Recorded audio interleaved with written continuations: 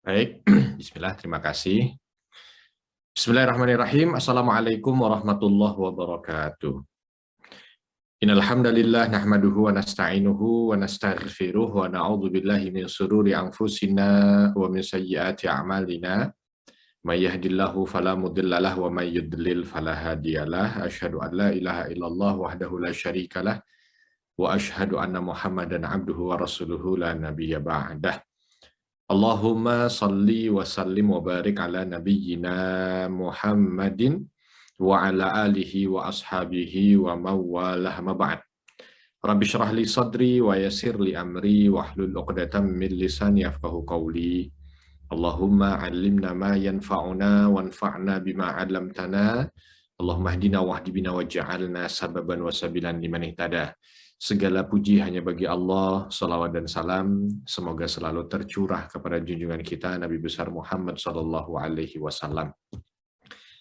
Alhamdulillah, Bapak dan Ibu sekalian yang dirahmati Allah, jamaah Masjid Al-Muhajirin Kelapa Gading, semoga senantiasa sehat walafiat, berlimpah berkah dan rahmat dari Allah Subhanahu wa taala. Salam kami dari Bumi Syam di Jordania yang saat ini masih pukul 1 malam dini hari, dan alhamdulillah Bapak Ibu sudah pukul 5 subuh ya, alhamdulillah sudah melaksanakan sholat subuh di Jakarta. Insya Allah kita akan melanjutkan kajian kita yang kemarin. Terakhir kita bahas tentang bagaimana Nabi Shallallahu Alaihi Wasallam berada di kampung Bani Sa'ad. Di kampung Bani Sa'ad, di mana Ibunda Halimah As-Sa'diyah kala itu memberikan asuhannya kepada Nabi Muhammad SAW. Dan sedikit kemarin sudah saya bahas tentang bagaimana kampung Bani Sa'ad yang sekarang pun kampung itu masih ada, namanya tetap masih Bani Sa'ad, dan bagaimana suasana kemarin sekilas saya sampaikan dalam pertemuan di bulan yang lalu. Dan sampailah beliau berada di Bani Sa'ad ini di usia 2 tahun. Ya.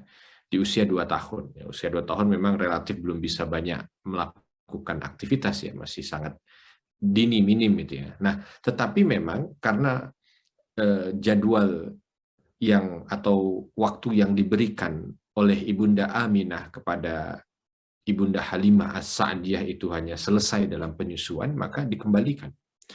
Hanya memang kala itu, karena keberkahan itu dirasakan. Ya. Kemarin kita cerita tentang bagaimana keberkahan itu hadir dari Nabi SAW. Ya. Karena keberkahan itu dirasakan, bahkan bukan hanya sekedar bagi keluarga Halimah, ya, tetapi bagi seluruh kampung Bani Sa'ad. Ketika Nabi hadir di sana itu mereka tidak pernah punya cerita kekeringan, tidak pernah punya cerita penyakit pada gembala mereka, justru yang ada itu gembala ini berlimpah ruah, ya, domba ini gemuk-gemuk, ya, rumput itu hijau, dan perbedaan alam itu nampak sekali. Maka mereka merasa bahwa ini sebab karena baginda Nabi SAW. Kenapa? Karena mereka melihat dari awal. Yang kemarin Halimah As-Sa'diyah itu, ya, itu berangkat belakangan untuk bisa sampai ke Mekah, karena kendaraan yang ditunggangi itu sudah istilahnya itu renta, ya, tidak bisa jalan cepat, ditambah lagi anaknya yang merengek terus-menerus, ya, dan lain sebagainya, sehingga sampai ke Mekah itu terlambat. Tapi begitu membawa bayi Nabi Muhammad SAW, justru dalam perjalanan pulang, memang antara Mekah dan Bani Sa'ad itu lumayan, ya. Ya, dengan perjalanan mobil saja hampir 3 jam. Ya. Itu perjalanan pulang itu bisa melampaui mereka semua. Nah, dari sini udah kelihatan. Apalagi Halimah menceritakan tentang bagaimana ketika membawa bayi Muhammad ini. Dari sinilah akhirnya mereka melihat keberkahan itu hadir dari Nabi Muhammad SAW. Tapi karena hanya 2 tahun harus dikembalikan, maka Halimah As-Sa'diyah pun mengembalikan itu. Walaupun semua orang yang ada di Bani Sa'ad menahan, jangan dibawa pulang. Kalau ini dibawa pulang, ini kita kehilangan berkahnya. Tapi nggak bisa ditolak. Akhirnya berangkat dari Bani Sa'ad menuju ke Mekah. Di luar dugaan. Memang selama perjalanan itu sangat besar keinginan Halimah untuk kembali membawa baginda Nabi. Untuk diasuh lagi. Ya, lebih lama lagi. Di mana? Di Bani Sa'ad. Tapi begitu perjalanan ya, dengan keinginan yang tinggi, begitu masuk Mekah dikagetkan dengan berita bahwa Mekah kala itu sedang dilanda pandemi. Mekah saat itu sedang dilanda wabah yang menjangkit penduduk Mekah, dan yang kena pagi, sore meninggal. Kena pagi, sore meninggal. Kena sore, pagi meninggal. Dan penyakitnya aneh. Penyakitnya itu hanya mengenai anak-anak bayi saja.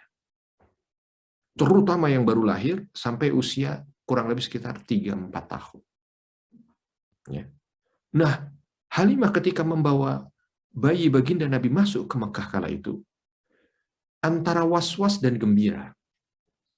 Was-was karena ternyata masuk daerah yang ada wabah. Gembira karena ini menjadi alasan besar ini untuk bisa membawa Nabi kembali. Maka segera dijumpai Aminah. Nah, ini di tahun wabah namanya ya. Tahun ini kurang lebih berkisar sekitar 2 tahun sebenarnya.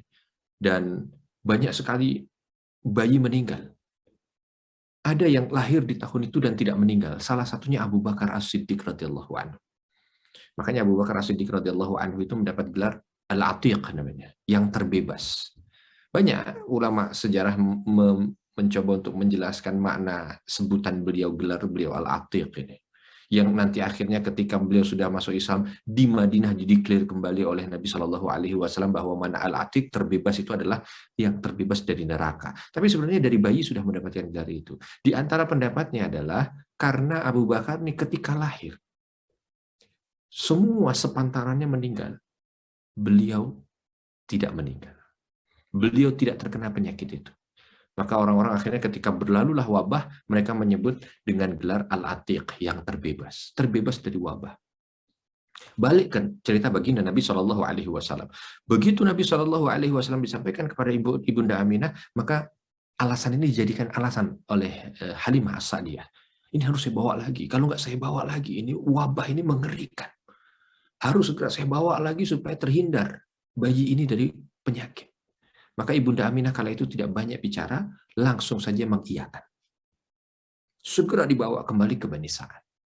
Alangkah bahagianya Halimah As-Sa'diyah kala itu karena berhasil membawa kembali bayi Nabi Shallallahu Alaihi Wasallam. Begitu sampai di Bani Sa'ad, kaget orang karena Halimah membawa bayi itu lagi. Ditanya bagaimana dan mengapa, diceritakan begitu, bersyukur mereka. Ya, bukan bersyukur karena wabahnya, bersyukur ini bayi Nabi hadir kembali di antara mereka. Maka mereka seolah masih punya harapan untuk bisa ya membesarkan, untuk bisa mendapatkan keberkahan dari bayi ini. Di awal sebenarnya disampaikan batasan waktu, karena memang begitu mengerikannya wabah, maka seolah Nabi kala itu mendapat izin untuk 3 tahun lagi. Jadi berarti sampai usia 5 tahun ya. Untuk 3 tahun lagi tinggal di sana. Supaya banyak melakukan aktivitas ya, segala kebaikan dari Bani Sa'ad itu bisa diterima, dipelajari, maka kurang lebih sekitar 3 tahun diberi waktu, sampai usia 5 tahun. Tapi ternyata takdir berkata lain. Di usia beliau yang 4 tahun, di waktu duha, tiba-tiba pecah duha kala itu dengan teriakan anak-anak. Mereka berteriak, Muhammad dibunuh, Muhammad dibunuh, Muhammad diculik. Kaget semua satu Bani Sa'ad. Keluar semua orang yang ada di Bani Sa'ad itu dan menghampiri suara anak-anak ini tadi. Ada apa? Kenapa? Maka anak-anak ini tadi dengan tangisan menceritakan apa yang mereka lihat. Tadi kami bermain bersama dengan Muhammad. Tapi tiba-tiba ada 3 orang besar datang dan langsung mengambil Muhammad untuk dibawa pergi. Kami tidak tahu dibawa kemana dia pergi. Kami hanya bisa berlari dan akhirnya kami sampai di kampung.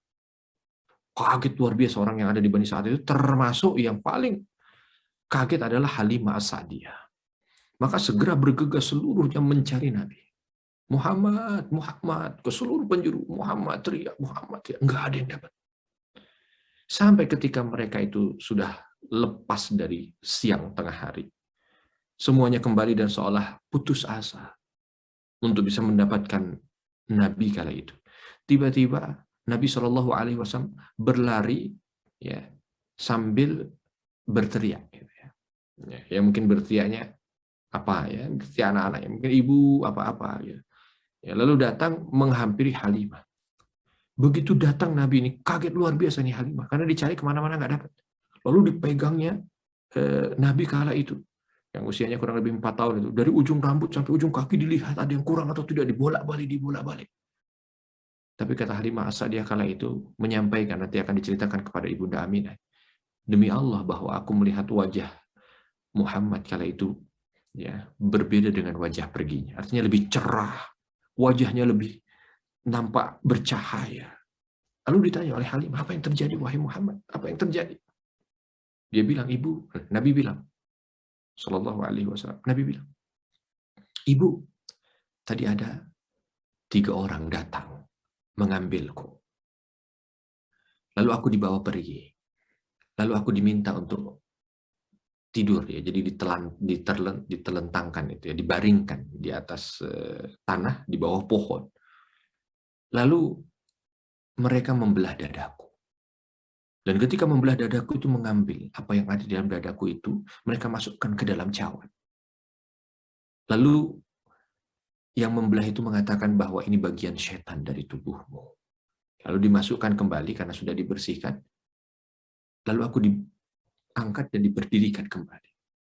Lalu ketiga orang ini pergi. Maka aku bisa lari atau bisa pergi dari tempat itu. Mendengar cerita yang seperti ini, Halimah itu antara percaya, tidak percaya. Karena kalau dibelah, dibuka dadanya, tidak ada bekas apa-apa di sini. Ya. Tapi kalau tidak percaya, teman-temannya tadi ya berteriak bahwa Nabi diambil orang. Antara bingung, takut, was-was. Akhirnya dibawa pulang baginda Nabi kala itu. Beberapa hari tidak diperbolehkan untuk keluar. Ya, karena takutnya Halimah. Lalu musyawarah dengan suaminya. Dan akhirnya sepakat untuk bisa membawa Nabi pulang ke rumahnya. Karena takut nanti ada sesuatu yang mungkin menimpa beliau. Kalau ada sesuatu yang lebih mengerikan lagi, Halimah tidak bisa mempertanggungjawabkannya. Gitu. Maka akhirnya orang yang ada di Bani Sa'ad itu pun ya angkat tangan, sudah nggak bisa lagi nolak sekarang, nggak bisa lagi nahan, nggak bisa lagi minta supaya tinggal di sana. Karena kondisinya seperti itu, nggak ada yang berani tanggung jawab kalau ada apa-apa. Ya, selain mereka juga menjaga anak-anak mereka gitu kala itu ya, supaya tidak. Ya, karena mereka kan belum tahu. Kalau tahu itu adalah Jibril mungkin lain ceritanya, tapi karena nggak tahu gitu kan, jadi seolah mencekam suasana Bani Sa'ad. Akhirnya Nabi dibawa pulang. Dan ketika masuk ke dalam kota Mekah, memang kala itu sudah tidak lagi ada pandemi, tidak menjangkit lagi wabah yang ada, sudah bersih, tidak ada lagi cerita itu, sudah berlalu sekitar setahun. Maka langsung dibawa ke Ibunda Aminah. Nah, disitulah Ibunda Halimah menceritakan, karena sebenarnya masih ada 1 tahun lagi untuk bisa tinggal di Bani Sa'ad, tapi karena kondisi itu dikembalikan. Tetapi Ibunda Aminah tidak kaget, tidak takut, dan yakin dengan kebaikan.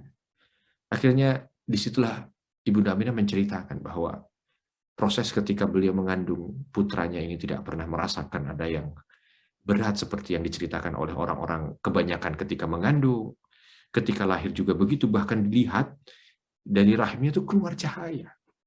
Bahkan bertepatan dengan itu juga, ketika ditarik waktu ke belakang, itu bertepatan dengan berita besar. Apa dia? Api yang disembah oleh orang Majusi itu padam. Dan tiang yang menghiasi atau berdiri kokoh di istana Romawi itu tiba-tiba roboh, padahal tidak ada gempa, tidak ada apa. Karena cerita tentang Persia dan Romawi yang kala itu menjadi negara adidaya itu pasti akan sampai ke Mekah. Nah, ketika cerita itu sampai, ditanya kapan emang? Disebutkan tanggal sekian hari ini, tanggal sekian. Ibunda Aminah itu pas lahir anakku. Makanya diceritakan oleh Halimah As-Sa'diyah, karena Ibunda Aminah tidak jadi heran kalau dengan cerita itu. Diceritakan begitu banyak keberkahan segala macam. Ibunda Aminah sudah merasa itu. Singkat cerita, akhirnya Nabi hidup bersama dengan ibundanya mulai usia 4 tahun itu. Bahagia luar biasa. Kasih sayang ibu dirasakan begitu sempurna. Sampai 2 tahun berlalu. Di usia beliau 6 tahun. Di usia beliau yang 6 tahun itu, menginjak ke 7 tahun, ibundanya ini ketika melihat Nabi menangis. Ketika melihat Nabi menangis.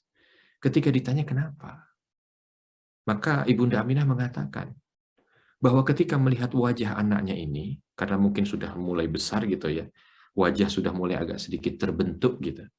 Ketika melihat wajah putranya ini, yang usianya 6-7 tahun ini, itu terbayang wajah suaminya. Ya, istilahnya mungkin mirip sekali gitu. Jadi ketika melihat, teringat suaminya. Ketika melihat, teringat suaminya. Sehingga kala itu Aminah tidak bisa membendung rindunya terhadap suami yang memang belum pernah dikunjungi pusaranya sejak meninggal.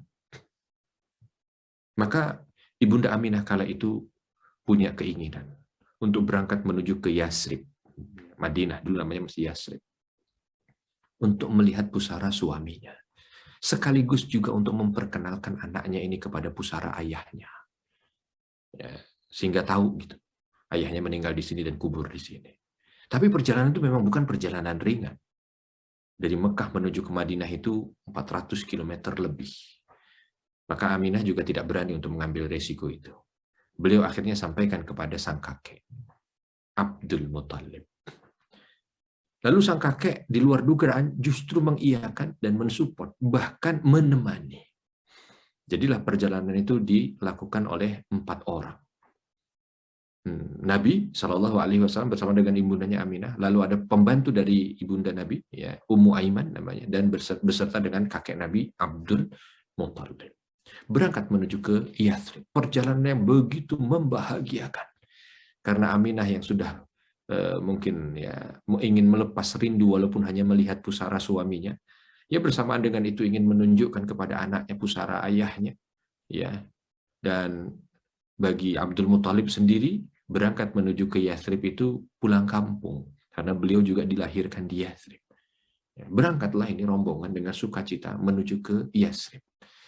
Sampai di Yathrib, mengunjungi keluarga kerabat yang ada di sana, yang masih tersisa dari Abdul Muthalib. Lalu mengunjungi pusara Abdullah.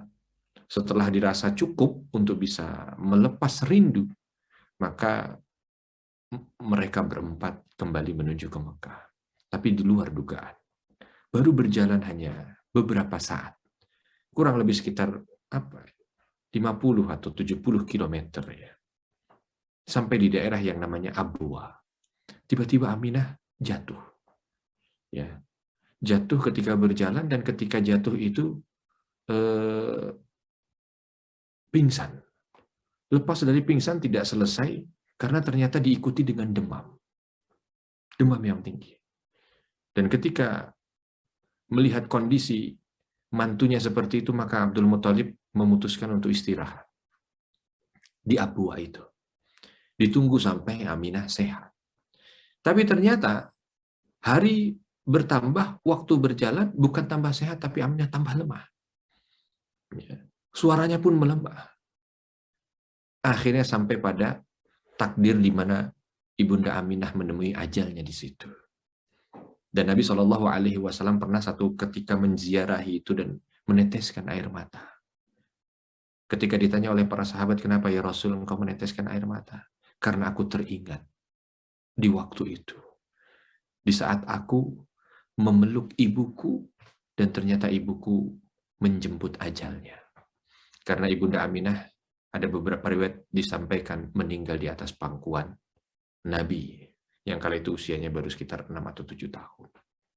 Sedih luar biasa. Karena ayahnya baru saja diceritakan ayahnya meninggal, itu aja udah membuat sedih sebenarnya. Bagi baginda Nabi Muhammad SAW, ternyata saya lahir tidak punya ayah, sudah meninggal, saya yatim. Ya, dan saya akan terus menjadi yatim sampai dengan dewasa. Tetapi alhamdulillah ada ibu yang penuh dengan kasih sayang yang akan mensupport saya, yang selalu mencukupi kebutuhan saya, kasih sayangnya tidak terkira. Tapi ternyata itu tidak berlalu lama, meninggal dunia. Kakeknya yang melihat kondisi itu, mungkin terenyuh hati gitu ya, melihat cucunya ya. Ini cucu baru ditinggal bapak, ini cucu sudah ditinggal bapaknya di saat dia masih dalam kandungan, dan sekarang harus ditinggal oleh ibunya. Maka selama perjalanan dari Abwa sampai dengan Mekah itu, Nabi senantiasa dipeluk oleh sang kakek. Dibawa naik kendaraannya, dipeluk. Ya, nangislah pastinya itu kan, karena kondisinya memang masih kecil. Tapi dipeluk, seolah kakeknya ini ingin menggantikan seluruh kasih sayang ayah dan ibunda Nabi Muhammad SAW. Disinilah nampak begitu cintanya sang kakek kepada sang cucu, ya. Sampai akhirnya sampai di Mekah, hidup bersama dengan Abdul Muthalib. Dan Nabi SAW kala itu memang menjadi cucu yang sangat dicintai oleh Abdul Muthalib. Ya, sampai pernah satu ketika gitu ya, ketika Abdul Muthalib itu pimpinan tertinggi Quraisy, ya, punya singgasana lah bahasanya, punya kursi gitu di dekat Ka'bah yang biasa beliau itu duduk untuk memimpin rapat mungkin, untuk menerima tamu mungkin, untuk menyampaikan putusan mungkin. Ya, satu saat tiba-tiba Nabi SAW di usia yang masih sangat kecil itu beliau menduduki kursi itu. Orang-orang yang ada di sekitarnya memberikan isyarat, jangan turun dari situ. Itu kursinya Abdul Muthalib. Semua memberikan isyarat supaya turun, tapi Nabi tidak, tetap duduk di situ. Sampai Abdul Muthalib datang dan mengatakan, dahu, biarkan dia. Cucuku ini akan memiliki urusan penting yang akan dia jalani di akhir di waktu dia besar nanti. Tentu ini bukan sebab karena Abdul Muthalib tahu cucunya akan menjadi nabi, enggak. Tapi merupakan bahagian daripada doa, menginginkan bahwa cucunya yang sangat dia cintai itu, yang sudah kehilangan ayah dan ibunya itu, nanti punya perkara besar dia di masa beliau nanti besar. Tetapi ketika bersama dengan kakeknya, lagi begitu gembira bersama dengan kakeknya ini tadi, ternyata waktu juga tidak berjalan lama bersama dengan sang kakek. Di usia kurang lebih 8-9 tahun, sang kakek sakit keras. Karena memang usianya memang sudah lanjut juga kala itu Abdul Muthalib. Sakit, dan sakitnya itu begitu cepat sebenarnya, langsung membawa beliau pada ajalnya, meninggal dunia. Bayangkan, ya, betul-betul hantaman demi hantaman bagi Nabi yang kala itu usianya relatif masih sangat muda sekali. Ya, usia 8-9 tahun itu sangat muda sekali. Ya. Dihantam, lahir dalam kondisi yatim, lalu baru 2 tahun bersama ibunya meninggal dunia, baru 2 tahun bersama kakeknya meninggal dunia. Jadi seolah selalu.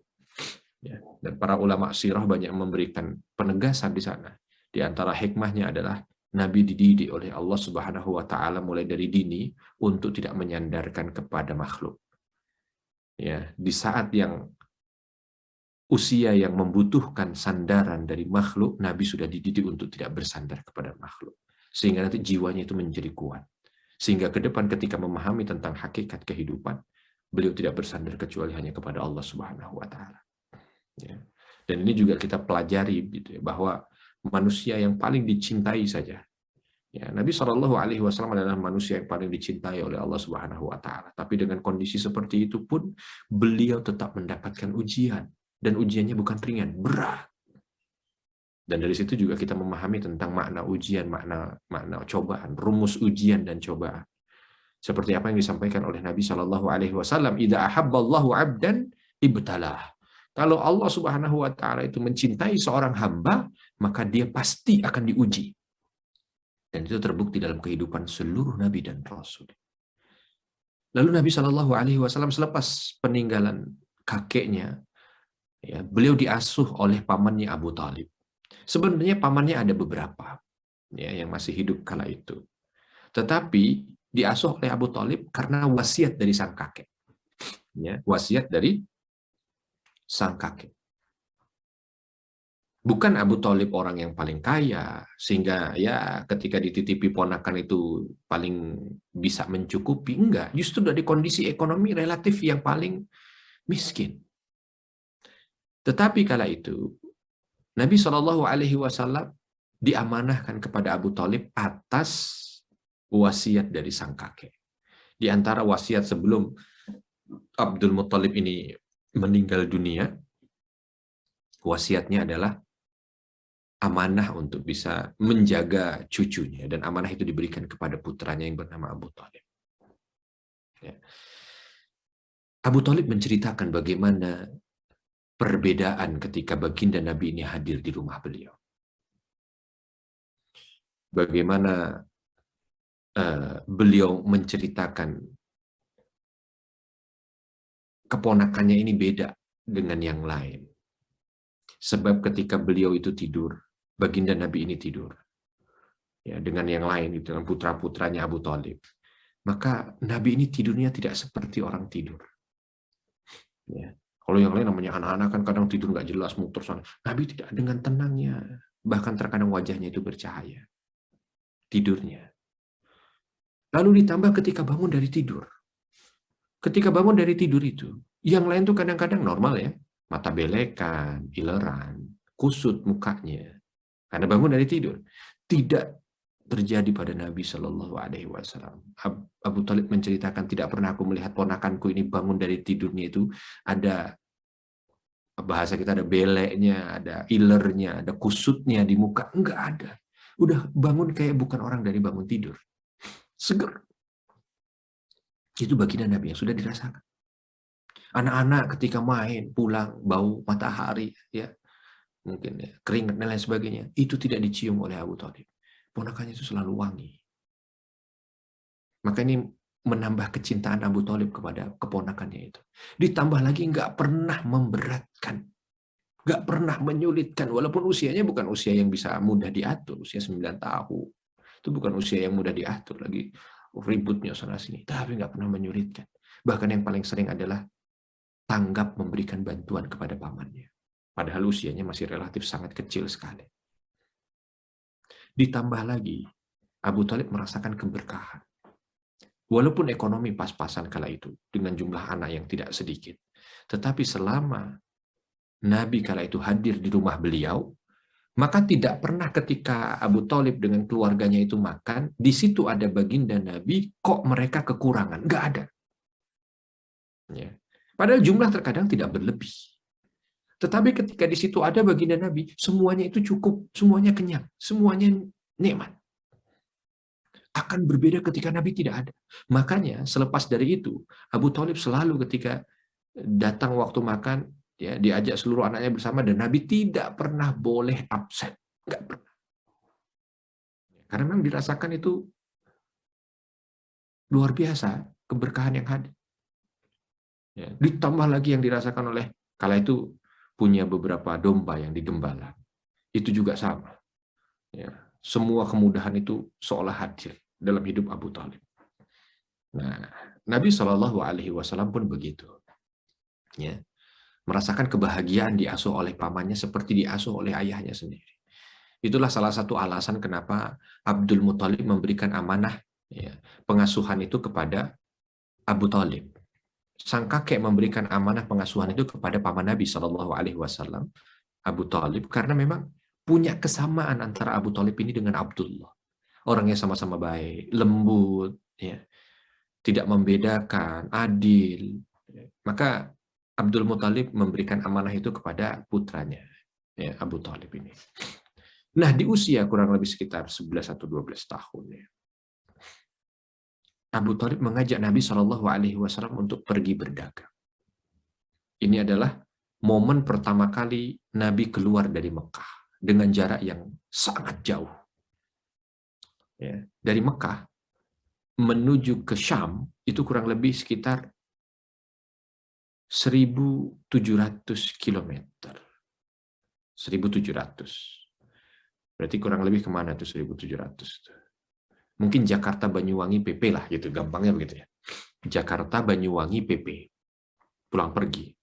Kita aja naik mobil Jakarta Banyuwangi terus langsung balik lagi gitu ya ke Jakarta lagi, itu berat, itu capek. Itu naik mobil, gimana naik onta? Ini naik onta. Itu di Indonesia yang masih banyak pohon. Gimana di Arab yang gurun? Dan kala itu ketika perjalanan menuju ke Syam, pasti berarti perjalanan itu musim panas. Kebayang kan? Panasnya juga. Selama di daerah Jazirah Arab saja itu menembus 50 derajat. Dan ini anak bukan usia dewasa, masih usia anak. Usia 11 tahun, usia 12 tahun. Di sini beberapa ulama sejarah memberikan catatan itu. Kenapa Abu Talib mengajak keponakannya ini, yang pada kala itu tidak lumrah, Bapak Ibu. Tidak lumrah anak di umur segitu diajak dagang itu, untuk melakukan perjalanan panjang itu tidak lumrah. Ya nggak usah jauh-jauh lah ya. Kalau kita punya toko di Tanah Abang aja, atau mau di mana gitu ya. Kita masih punya anak sekecil itu aja, mau bawa mereka ke tempat kita dagang aja mikir. Nah, ini nanti nanti ngerusuhin ya, nanti ngerepotin, nanti dia nggak kuat, nanti dia apa. Apalagi kalau misalkan agak jauh lagi, dagangnya misalkan contoh mana di Cirebon. Ya. Anaknya ya suruh tinggal di rumah, nanti belum saatnya. Kan begitu kan? Itu normalnya begitu. Apalagi ini perjalanan yang sangat riskan dengan bahaya. Yang sangat mungkin di tengah jalan itu dirampok. Karena yang dibawa barang dagangan. Kalau dirampok, bukan hanya barang dagangan yang diambil. Semua yang ada di kafilah itu dijadikan budak. Kan riskan sebenarnya.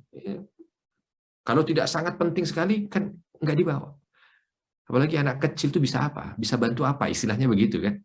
Kalau dagang itu bisa bantu apa? Angkat barang belum kuat, nawarkan barang juga belum bisa lurus ngomongnya. Jadi sebenarnya ini apa catatan tersendiri. Kenapa dibawa? Selain perampok, belum lagi bahaya cuaca yang sudah pernah hadir di daerah-daerah Teluk Timur Tengah. Kalau kami di sini merasakan, Bapak dan Ibu sekalian yang dirahmati Allah, itu namanya perakiraan cuaca itu selalu menjadi patokan. Kalau kita di Indonesia kan enggak. Ya kalau musim, enggak, jarang saya ngelihat perakiraan cuaca hari ini atau mendengarkan perakiraan cuaca hari ini. Kalau di Indonesia jarang. Kalau musim hujan ya udah hari-hari hujan. Gitu. Kalau musim panas ya hari-hari panas. Kalau di sini, nah ini seperti contoh nih, hari ini nanti ini. Ya kemarin sudah ramai perakiraan cuaca disebutkan akan terjadi badai. Ya. Kemarin ya 2 hari yang lalu juga sama ramai akan turun drastis suhu sampai menyentuh 2 derajat sampai 5 derajat dan akan terjadi hujan es. Jadi mereka semua sudah persiapan. Hari ini akan naik suhu ya dan akan terjadi badai debu. Ini semua lihat gitu ya. Jadi mereka persiapan. Saya nggak kebayang zaman dulu yang tidak ada perakiraan cuaca. Ini aja dalam waktu sepekan aja ada hujan es, nanti akan ada badai debu. Suhu yang tadi turun naik, seolah betul-betul. Saya nggak ngebayang waktu itu, apalagi ngelewatin gurun, melewati gurun, berat. Tetapi kenapa Abu Thalib ajak? Nah, di situ kan. Memang Abu Thalib tidak pernah menyampaikan alasannya, tetapi kita bisa melihat dari apa yang disampaikan oleh Abu Thalib, bercerita tentang keponakannya ini, maka alasan untuk mengajaknya itu, secara teori dari sisi Abu Thalib gitu ya, memang tidak berlebihan. Ya, walaupun memang Nabi tidak diharapkan untuk bisa membantu lebih banyak dalam berdagang, tetapi keberkahan yang dirasakan oleh Abu Thalib selama ponakannya itu hadir dalam rumahnya, itu seolah yang dijadikan sebagai modal gitu. Ini perjalanan berat, memang betul berat. Maka tidak bisa lepas dari Nabi yang kala itu diharapkan bisa mendatangkan keberkahan. Diharapkan dengan adanya Nabi kala itu perjalanan jadi ringan, tidak ada kesulitan, seperti apa yang dirasakan oleh Abu Thalib ketika Nabi berada di rumahnya. Maka diajak, bahasa kita sekarang ini tabarukan, untuk menjadi berkah. Dan itu betul-betul dirasa. Nah, perjalanan berlangsung sampai di satu kota yang namanya Busra. Busra itu, Bapak dan Ibu, kota yang terletak di utara Jordania. Paling utara, berbatasan dengan Syria. Kotanya itu memang kota Romawi. Nanti kalau Bapak Ibu datang ke Jordania ini, bisa tengok itu kota. Ya, kotanya kota Romawi. Ya. Sampai sekarang bangunannya masih ada. Dan menjadi tujuan wisata juga memang. Nah, di situ Abu Thalib menggelar dagangannya. Ya, menggelar dagangannya. Dan ketika menggelar dagangannya, itu ada seorang rahib Nasrani, pendeta Nasrani yang bernama Buhairo. Ya, yang bernama Buhairo, dan terkenal sekali memang daerah Busra ini. Cerita tentang cerita tentang pendeta Buhairo ini bukan hanya dari kaum muslimin. Ya, memang cerita-cerita dalam literasi Nasrani juga banyak menceritakan tentang pendeta Buhairo ini. Ya, pendeta yang relatif kala itu besar ya di Busra. Bahkan punya tempat ibadah yang sangat megah besar. Bangunannya sekarang pun masih ada. Masih ada bangunannya. Dari tempat ibadahnya Buhairo ini. Bahasa kita mungkin kalau sekarang gerejanya gitu ya. Gerejanya Buhairo masih ada sampai sekarang. Walaupun tidak digunakan lagi, tapi bangunannya masih ada. Nah, tiba-tiba Abu Thalib ini didatangi oleh pendeta Buhairo ini. Lalu pendeta Buhairah ini bertanya, ketika melihat dalam kelompok dagang atau kafilah dagang itu kok ada anak-anak.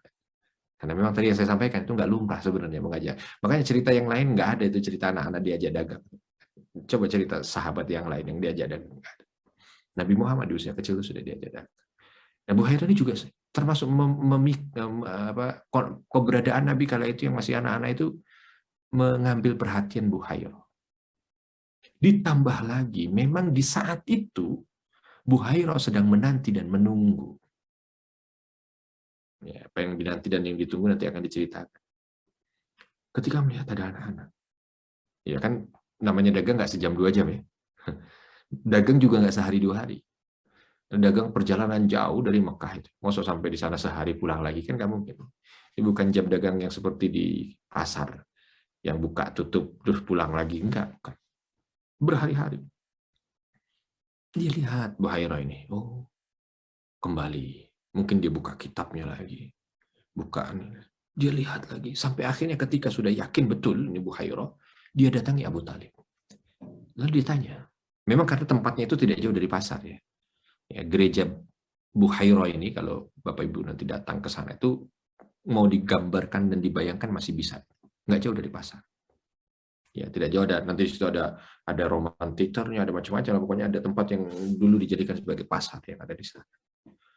Buhairah ini datang dan bertanya kepada Abu Talib, wahai saudara, udah tahu sebenarnya karena udah mengumpulkan informasi, tapi bertanya lagi, dari mana kau datang? Dijawab oleh Abu Talib begini. So, pertanyaan sampai pada pertanyaan khusus. Ya, permintaan khusus karena dirasa ini dia yang ditunggu dan dinanti.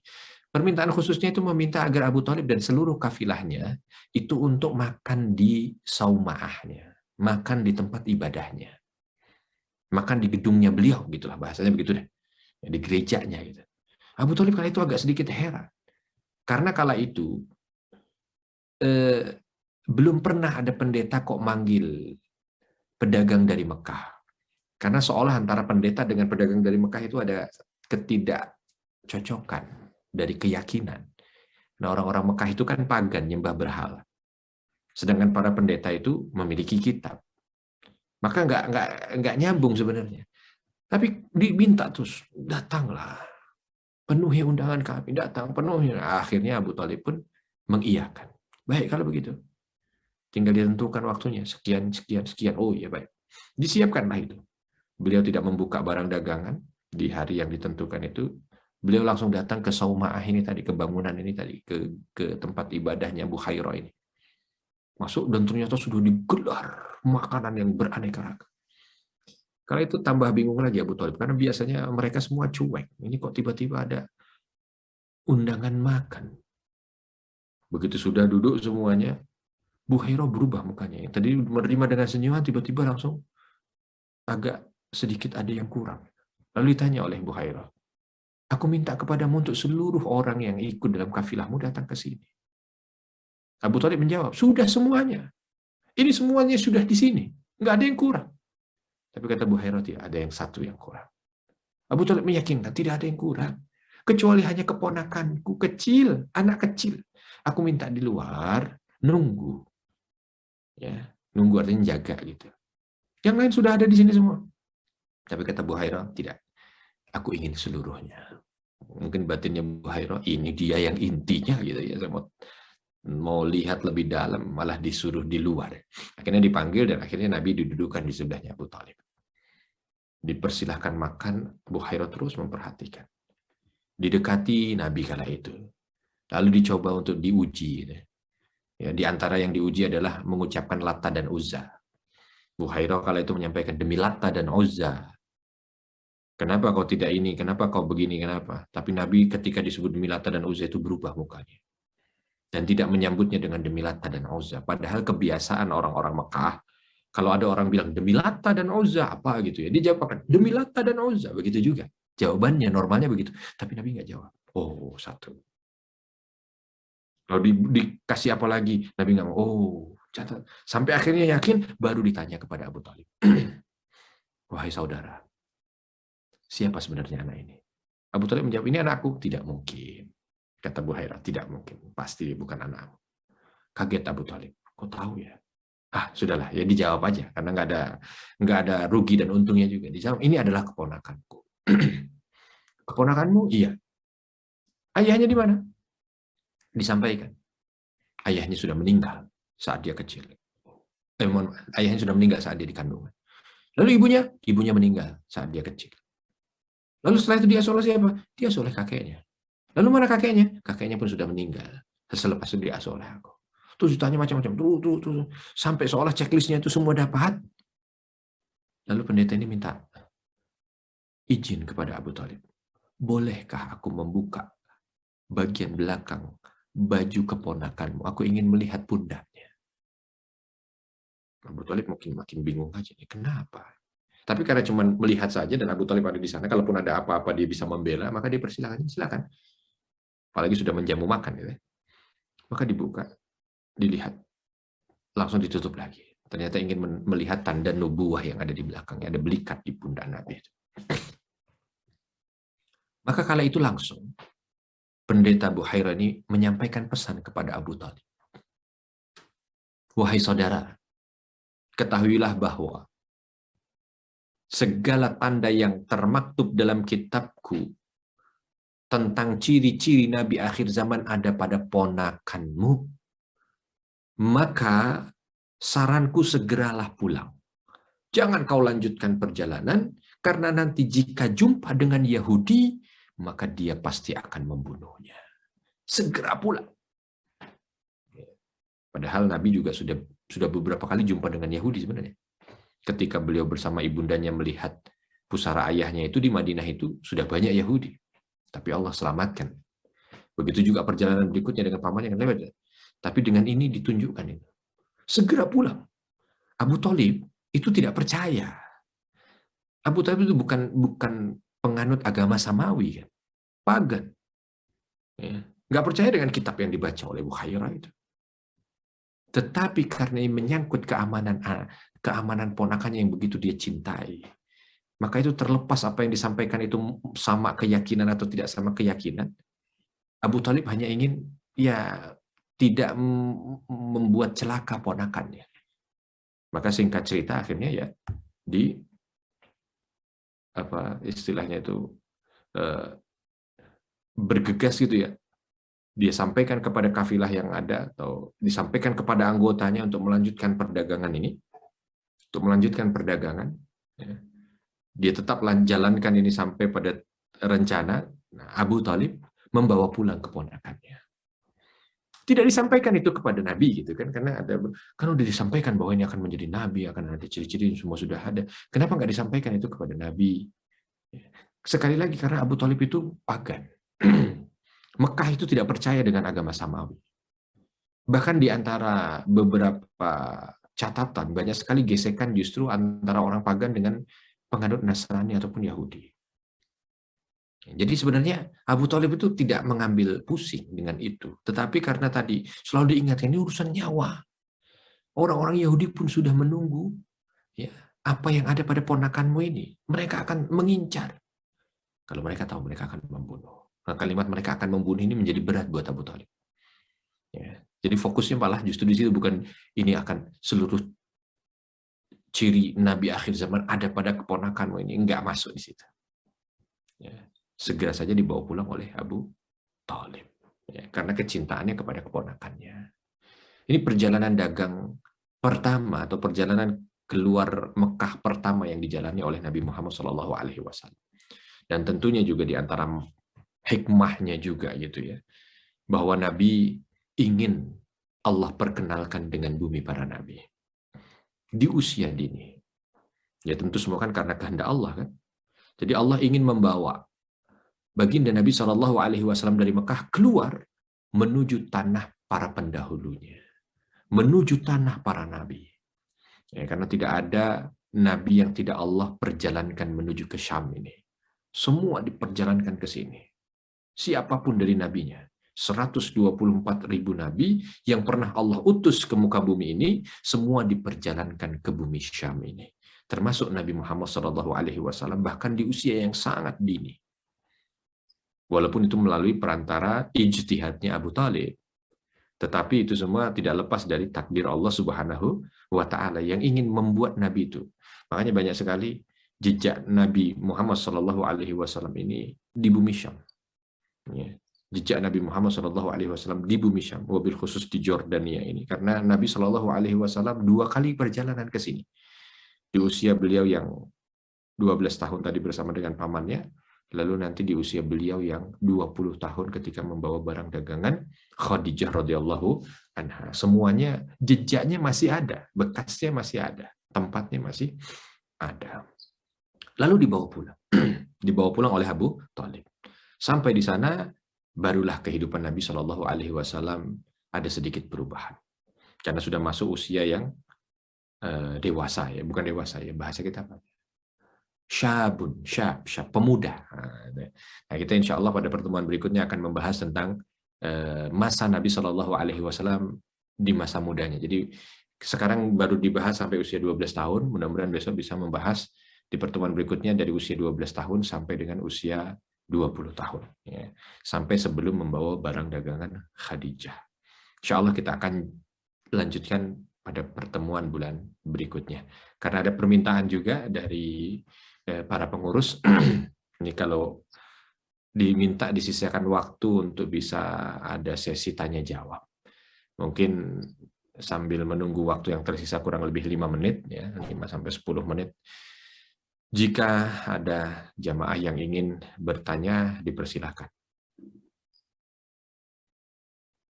Silakan, ada yang ingin bertanya? Kemarin Ustadz Ali menyampaikan ke saya, ada permintaan dari pengurus supaya disediakan sesi tanya jawab. Bapak Ibu sehat semuanya ya, insya Allah mudah-mudahan sehat seluruhnya. Assalamualaikum warahmatullahi wabarakatuh. Ya, terima kasih Pak Ustadz. Hanya satu poin aja itu katanya pada waktu itu Halimah yang menyusui itu dalam suasana tidak artinya tidak bisa mengeluarkan itu air susunya itu. Apakah setelah itu katanya Kasih saya, mohon maaf. Kok sepertinya menggema atau tidak terdengar ya?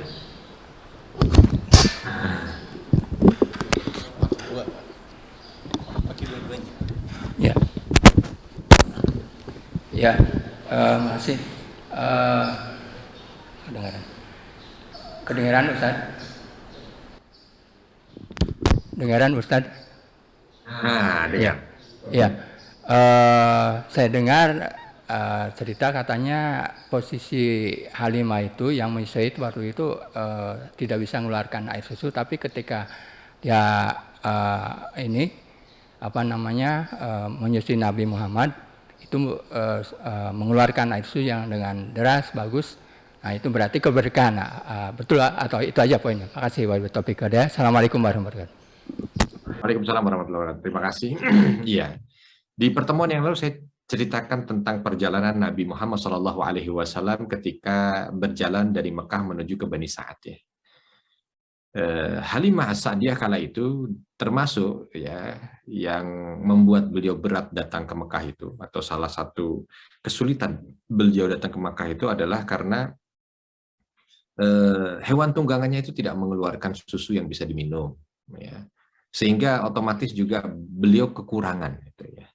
Sehingga anaknya juga nangis terus, ya, karena beliau juga tidak bisa memberikan minum kepada anaknya itu secara maksimal. Anaknya itu ketika minum dari Ibunda Halimah itu nggak kenyang, gitu. Jadi nangis.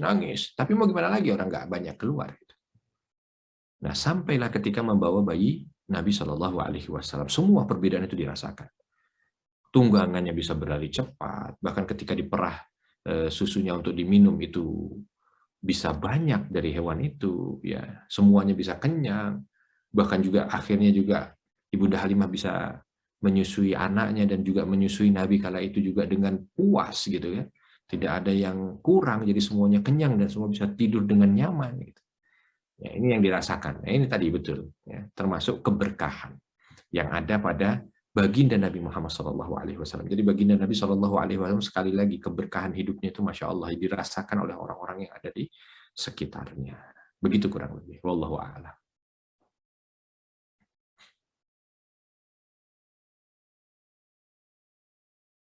Ada lagi pertanyaan? Baik, kalau sudah tidak ada pertanyaan, sudah masuk waktu syuruk juga. Terima kasih. Jazakumullahu khairan katsira. Insyaallah kita akan jumpa pada pertemuan berikutnya, Bapak dan Ibu sekalian yang dirahmati Allah di bulan depan. Insyaallah kalau ada kesempatan kita akan melanjutkan pembahasan dari usia Nabi Shallallahu Alaihi Wasallam 12 tahun sampai dengan usia beliau 20 tahun. Mudah-mudahan sekali lagi niat kita ini Allah mudahkan untuk bisa mempelajari kisah Nabi Muhammad SAW dari beliau sebelum lahir sampai nanti dengan beliau meninggal dunia, sehingga mudah-mudahan kisah hidup beliau itu mampu untuk bisa menambah kecintaan kita kepada beliau dan mampu untuk bisa menambah inspirasi dan menambah keimanan kita. Kalau ada kesalahan saya mohon maaf dan kepada Allah mohon ampun. Kita tutup dengan kafaratul majelis. Subhanakallahumma wa bihamdika asyhadu an la ilaha illa anta astaghfiruka wa atubu ilaik. Wassalamualaikum warahmatullahi wabarakatuh.